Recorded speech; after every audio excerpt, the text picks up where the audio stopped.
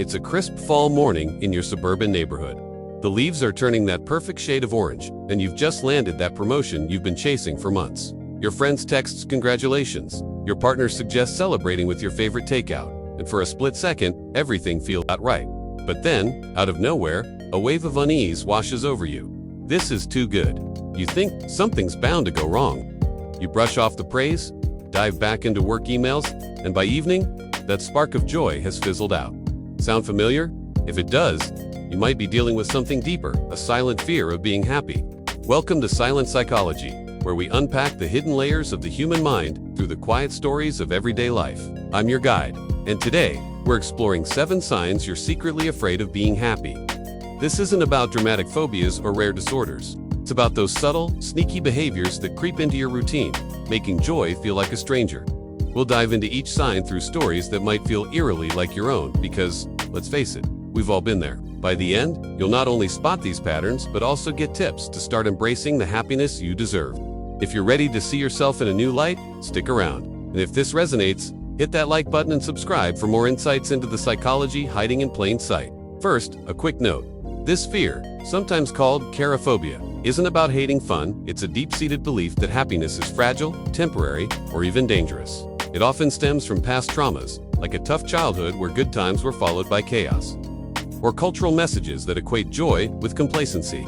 In America, where the pursuit of happiness is literally in our founding documents, it's ironic how many of us quietly push it away. But recognizing it is the first step. Let's jump in. Sign 1. You sabotage good moments before they can settle. Picture yourself on a Friday night after a long week at the office. You've planned a cozy evening, binge-watching that new series everyone's raving about, with popcorn and no alarm set for tomorrow. But as the opening credits roll, your mind wanders. I should really catch up on that project, you mutter, pausing the show to open your laptop.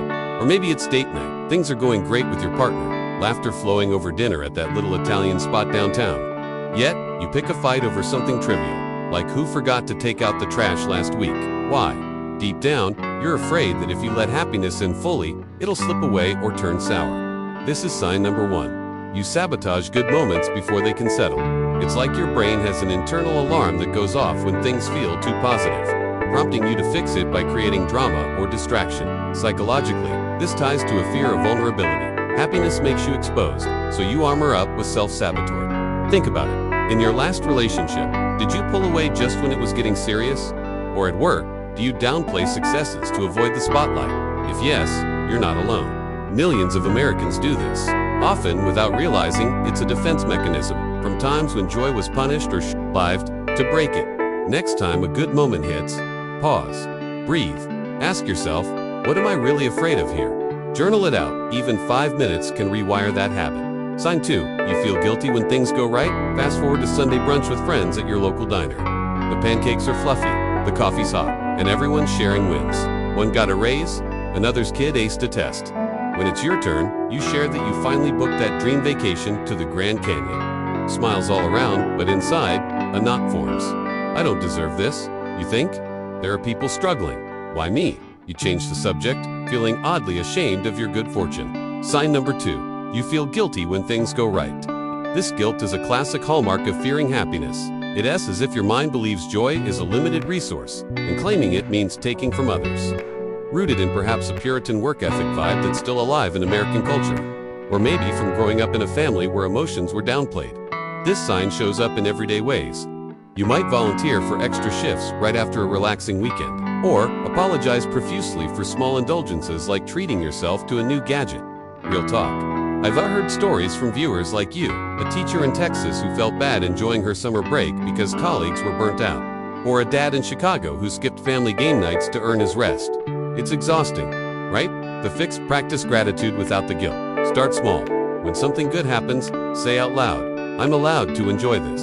Over time, it chips away at that invisible barrier.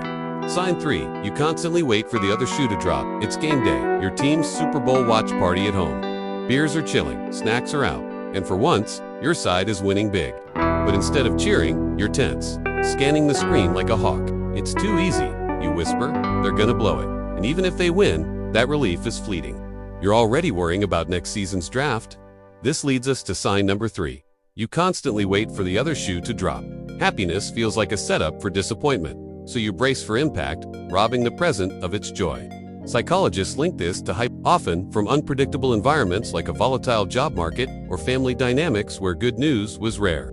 In our fast-paced American life, think stock market swings or election cycles, it's as easy to get stuck here. You might notice it in traffic. A smooth commute makes you suspicious of delays ahead. Or in health, feeling great after a workout? You start Googling symptoms just in case. It's like living with one foot on the brake. To shift gears, try mindfulness apps, or even a simple mantra. Right now, this is good, and that's enough.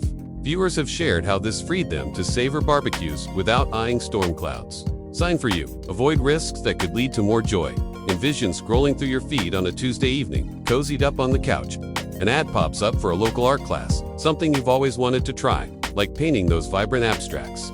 Your heart skips. It could be fun, maybe even life-changing, but then doubt creeps in. What if I'm terrible? What if it takes time from work? You close the app, opting for another night of scrolling Netflix. Sign number 4. You avoid risks that could lead to more joy.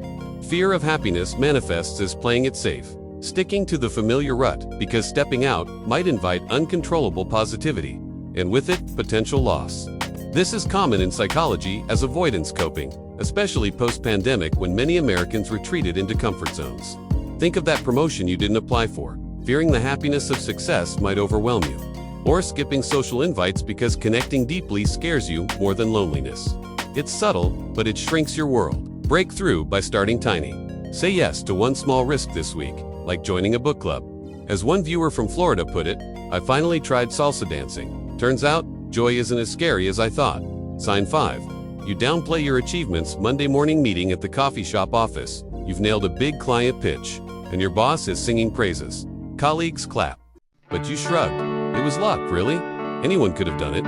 Inside, a flicker of pride dies quickly, replaced by deflection.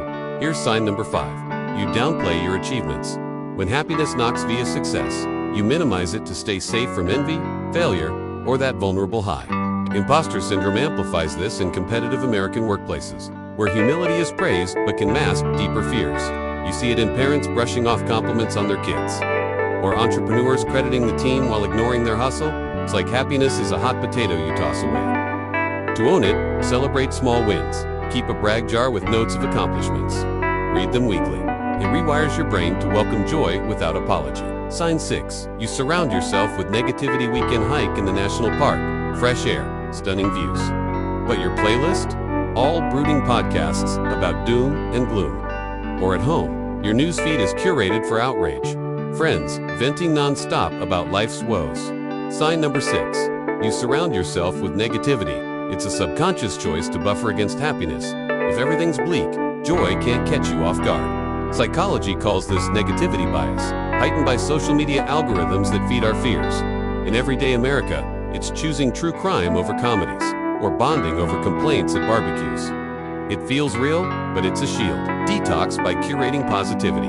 Follow uplifting accounts. Listen to feel-good tunes. One New York viewer switched to comedy specials and noticed joy sneaking back in. Sign 7. You procrastinate on joyful activities. Finally, it's vacation planning time. That road trip to Yellowstone you've dreamed of. Brochures spread out, excitement bubbling. Then you delay booking. Next month, you say, bearing it under chores. Sign number 7. You procrastinate on joyful activities. Fear makes happiness feel like a chore, so you put it off, waiting for the perfect time that never comes. This stems from perfectionism or anxiety about enjoyment leading to letdown. Common in busy American lives, delaying hobbies like gardening or calling friends. It's silent self-denial. Combat it with deadlines. Schedule joy like appointments. As a California viewer shared, I set fun alarms. Now I actually do the things that light me up. There you have it, the 7 signs you're secretly afraid of being happy, woven through the stories of your everyday life. If even one hit home, know this: you're not broken. You're human. The good news: awareness is power. Start small, challenge these patterns, and watch joy become a welcome guest. Thanks for joining me on Silent Psychology. If this video spoke to you, drop a comment. Which sign resonated most? Like, subscribe, and hit the bell for more dives into the mind's quiet corners. Remember, happiness isn't the enemy, it's waiting for you to let it in. Until next time, take care.